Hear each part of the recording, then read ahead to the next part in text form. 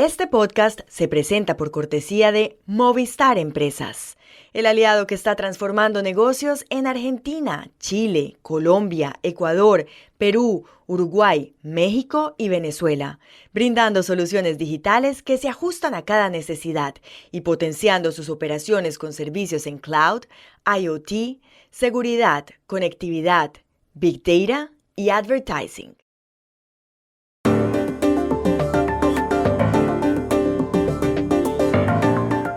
Daniel Noboa y López Obrador dieron declaraciones ayer sobre la toma policial en Quito de la embajada mexicana. ¿Qué condenas hay contra Jorge Glass, el exvicepresidente al que sacaron de la sede diplomática? El ministro de Relaciones Exteriores de Venezuela, Iván Gil, dijo en las últimas horas que el Tren de Aragua no existe, que es una ficción mediática. Desde otros países le contestaron: ¿existe o no ese grupo? En Colombia, un fiscal llamó ayer a juicio al expresidente Álvaro Uribe, entre otras cosas por manipulación de testigos. ¿Qué efectos tiene esta decisión sobre una de las figuras políticas más importantes en este país? Hola, bienvenidos a Y esto no es todo, el podcast del Georgetown Americas Institute de la Universidad de Georgetown en Washington, D.C. Soy Juan Carlos Iragorri, desde Madrid. Soy Paz Rodríguez Niel, desde Buenos Aires. Soy Jorge Espinosa y estoy en Bogotá. Es miércoles 10 de abril y esto es todo lo que usted debería saber hoy.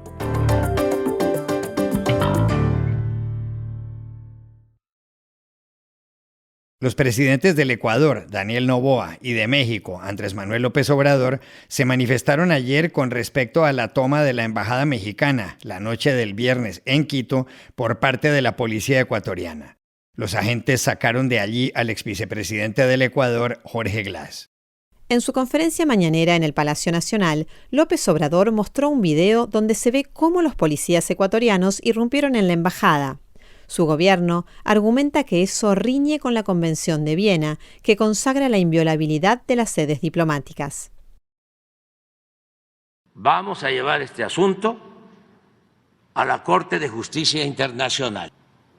México es independiente, es un país soberano, y no vamos a permitir el injerencismo. La toma de la embajada, precedida por la declaratoria de persona no grata respecto a la embajadora Raquel Serur, hizo que México suspendiera sus relaciones diplomáticas con Ecuador. Sin embargo, ayer Daniel Noboa se expresó sobre lo ocurrido en la embajada. El gobierno también tiene una utopía, que debe ser una realidad, y es un Ecuador sin impunidad. Que todo delincuente sentenciado cumpla su pena en la cárcel, cueste lo que cueste. Para la justicia ecuatoriana, Jorge Glass ha infringido la ley. Glass, de 54 años, fue ministro de Telecomunicaciones y vicepresidente de Rafael Correa, su compañero de colegio en Guayaquil. También ocupó la vicepresidencia en el siguiente gobierno, el de Lenín Moreno. Moreno llegó al poder en 2017, tras la presidencia de Rafael Correa, que duró una década. Pero ese mismo año, Jorge Glass debió dejar el puesto de vicepresidente. Fue condenado inicialmente por haber recibido más de $13 millones en sobornos relacionados con el caso Lavallato.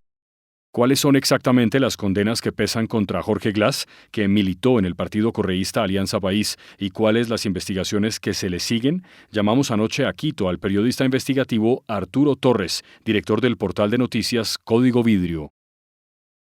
Jorge Glass enfrenta 2 sentencias en el país.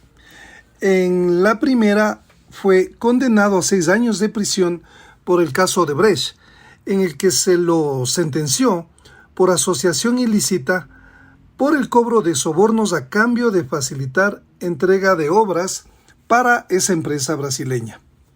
Tiene además otra sentencia de 8 años en el caso Sobornos, en el cual fue condenado por cohecho agravado y también por recibir coimas de empresarios ecuatorianos que luego fueron favorecidos con contratos de obras públicas, y ese dinero fue desviado para la campaña electoral de ese partido.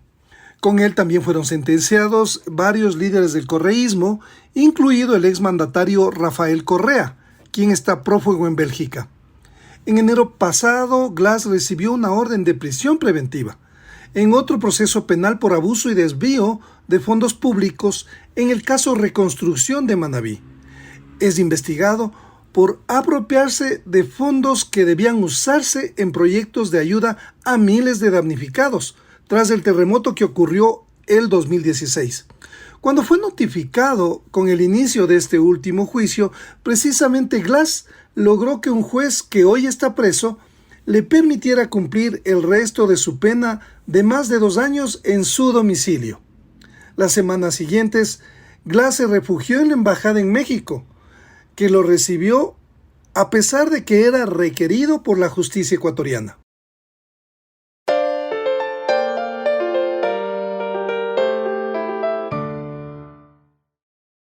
El lunes de esta semana, el ministro de Relaciones Exteriores de Venezuela, Iván Gil, hizo una afirmación que causó asombro. Dijo que la organización criminal El Tren de Aragua no existe. Gil se pronunció de esa forma ante su colega colombiano Luis Gilberto Murillo.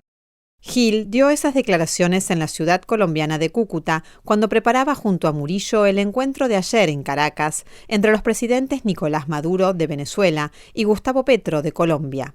Una advertencia a los oyentes: el sonido de Iván Gil era deficiente. El Tren de Aragua es una ficción creada por la mediática internacional para tratar de crear una etiqueta inexistente, como lo hicieron en su momento con el Cartel de los Soles. Recordemos, entonces se venció el discurso del Cartel de los Soles, se demostró que esto es una organización que no existe, que jamás ha existido. Las reacciones no se hicieron esperar. Varios países de la región han sufrido la actividad delincuencial de El Tren de Aragua. Ayer mismo el canciller colombiano Luis Gilberto Murillo se pronunció. Son interpretaciones, cada gobierno tiene sus interpretaciones. Para nosotros, obviamente, y está documentado, ustedes lo saben, la organización que opera en Colombia, denominada El Tren de Aragua, es una organización que estamos combatiendo de manera decidida. Nosotros hemos sido claros que dentro del territorio nacional, obviamente, que tenemos una lucha frontal contra lo que en Colombia denominan las fuerzas de seguridad del Tren de Aragua. Pero no solo eso, en Santiago, la ministra del Interior de Chile, Carolina Toá, también se manifestó ante el planteamiento del canciller venezolano Iván Gil. Bueno, es bien impresionante, ¿no? Venezuela se dice a sí mismo un país bolivariano. Y la verdad es que Chile, Perú, Ecuador, Colombia, pueblos latinoamericanos han sufrido fuertemente el flagelo de esta banda criminal.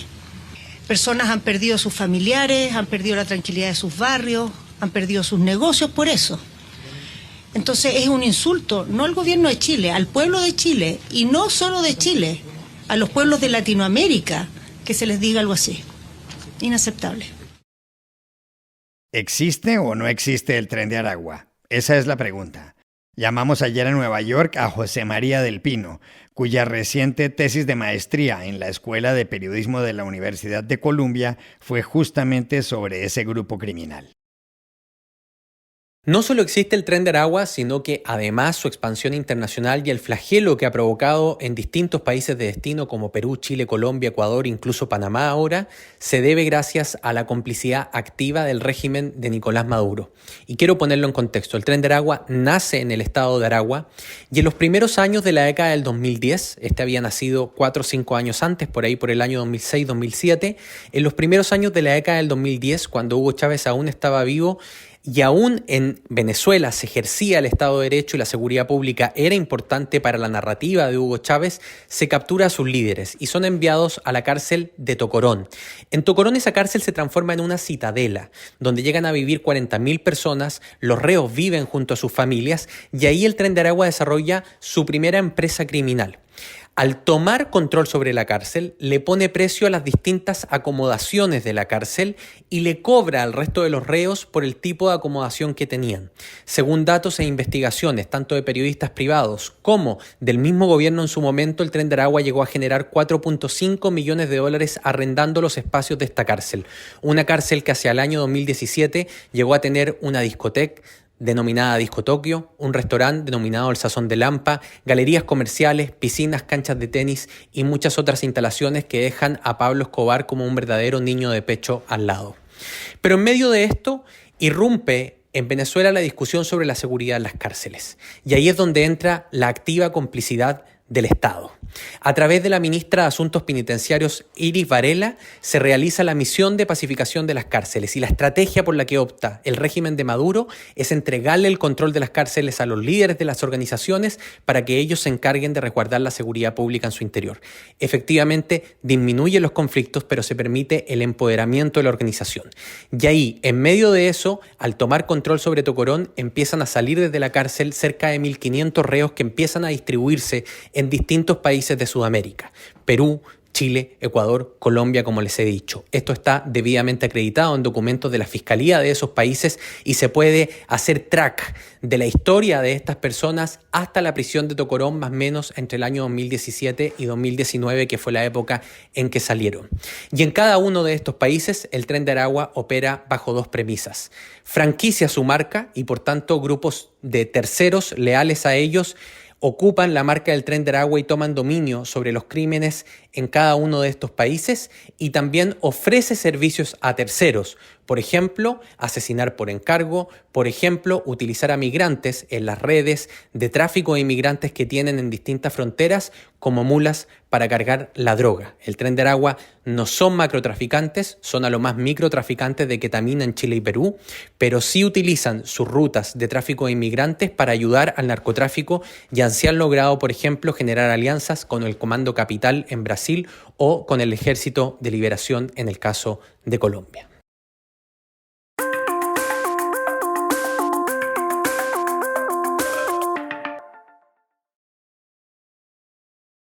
Este podcast se presenta por cortesía de Bancolombia y de su proyecto Orígenes. Esta iniciativa resalta la labor de hombres y mujeres que inspiran y que a través de la inclusión y la sostenibilidad han llevado bienestar y progreso a sus comunidades en el campo colombiano. En el banco hemos cumplido 148 años sincronizando nuestro latir con el corazón de un país que progresa de la mano de su gente, a la que acompañamos desde los orígenes. Bancolombia. El expresidente Álvaro Uribe, que ha sido una de las figuras políticas más influyentes en la Colombia del último cuarto de siglo, no tuvo ayer un buen día. Una decisión judicial lo puso en aprietos.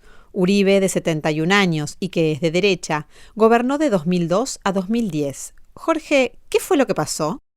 Paz, voy a tratar de explicarlo de la forma más sencilla posible porque el asunto es enredado. Lo que pasó ayer es que un fiscal ante la Corte Suprema de Justicia decidió llamar a juicio aquí en Bogotá al expresidente Uribe Vélez por los delitos de fraude procesal y manipulación de testigos. El caso comenzó hace 10 años cuando Uribe acusó al senador izquierdista Iván Cepeda ante la Corte. Uribe dijo que Cepeda había visitado algunas cárceles con el fin de manipular testigos para vincular al expresidente con grupos paramilitares. Pero en 2018 el proceso dio un giro de 180 grados. La Corte, en lugar de investigar a Cepeda, ordenó investigar a Uribe por lo mismo. En 2020, un tribunal ordenó el arresto domiciliario del expresidente, que en ese entonces era senador. La reacción de Uribe fue renunciar a su escaño en la Cámara Alta, de modo que su expediente pasó de la Corte Suprema a la Fiscalía General de la Nación. Muchos pensaron que eso lo iba a favorecer. Y efectivamente, durante el periodo del fiscal general Francisco Barbosa, 2 fiscales pidieron que se cerrara el caso, pero los jueces no lo permitieron. Ahora, 3 semanas después de que se tomara posesión la nueva fiscal general, Luz Adriana Camargo, el fiscal delegado ante la Corte Suprema, Gilberto Iván Villarreal, llevará a juicio al político más importante en Colombia en las últimas décadas. ¿Qué consecuencias políticas va a tener en Colombia el llamamiento a juicio del expresidente Álvaro Uribe? Hablamos ayer en Bogotá con el abogado, analista y columnista de La Silla Vacía, Héctor Riveros. Pues la verdad es que los efectos políticos de la decisión de la Fiscalía de llamar a juicio al expresidente Uribe, yo creo que son pocos. Han estado decantados, dijéramoslo así, a lo largo del tiempo, porque no es un hecho nuevo que se esté revelando, digamos como que la opinión pública esté descubriendo que el expresidente hubiera incurrido en alguna determinada conducta que no conocía. No, aquí esto se conoce en detalle y cada ciudadano de Colombia tiene ya una postura tomada en relación con ese tema, o bien para creerle al presidente su inocencia, o bien para creer que sí incurrió en esos delitos y que tuvo relaciones con grupos paramilitares. Entonces, en términos de opinión pública, no habrá cambios. En términos de correlación de fuerzas, por ejemplo, en el Congreso, el efecto que eso pueda tener en el Congreso, pues tampoco veo nada distinto, porque pues el Centro Democrático, que es un partido de oposición, pues mantendrá su misma posición. No veo que las posturas políticas de otros partidos puedan cambiar, y tampoco creo que afecte la favorabilidad del gobierno. Ahora, sí creo que se afecta, a mi modo de ver, la credibilidad de la Fiscalía, desafortunadamente. Acaba de haber un cambio en ese organismo, se ha nombrado una persona nueva como su jefe, y esa persona fue postulada por el presidente de la República, que es como dice la Constitución que debe elegirse el fiscal general de la Nación, pero prácticamente se estrena su primera actuación pública, visible, es este llamamiento a juicio, y eso pues pone en riesgo la credibilidad y pues la opinión sobre la imparcialidad de la Fiscalía. Y estas son otras cosas que usted también debería saber hoy. En Venezuela, la Fiscalía General anunció ayer la detención del exministro y expresidente de la petrolera estatal PDVSA, Tarek El Aissami. Se le acusa de malos manejos en la compañía, que pueden haber evaporado más de $20.000 millones. El Aissami, de 49 años y chavista hasta la médula, fue arrestado junto al exministro de Economía Simón Serpa y al empresario Samarc López, a quien muchos califican de testaferro del expresidente de PDVSA. En la Argentina, la Justicia Federal decretó ayer una inhibición general de bienes contra el expresidente Alberto Fernández, medida que le impide disponer de su patrimonio. El expresidente está acusado de haber estafado al Estado mediante contratos de seguros tomados por organismos públicos. La sospecha es que se contrataron brokers que oficiaron de intermediarios y cobraron comisiones indebidas. La hipótesis de los investigadores es que Fernández, cuando era presidente, direccionó esas contrataciones. Una de las empresas favorecidas pertenece al marido de su histórica secretaria privada, María Cantero. En Arizona, la Corte Suprema de Justicia determinó la prohibición del aborto según una ley de 1864, es decir, de hace 160 años. Para entonces, ese estado no se había configurado como tal dentro de los Estados Unidos. Y en los cuartos de final de la Champions League, anoche empataron a 3 el Real Madrid y el Manchester City en un partidazo en el Santiago Bernabéu. Y también hubo empate en Londres entre el Arsenal y el Bayern Múnich 2-2. Hoy se juegan Atlético de Madrid, Borussia Dortmund y Paris Saint-Germain, Barcelona. Y aquí termina el episodio de hoy de Y esto no es todo, donde siempre habrá más. En la producción estuvo John F. Burnett. Y pueden suscribirse a este podcast en nuestro sitio web, yestonoestodo.georgetown.edu, seguirnos en nuestras cuentas de X y de Instagram, @yestonoestodo, y buscarnos en nuestro canal de YouTube. Chao, hasta la próxima.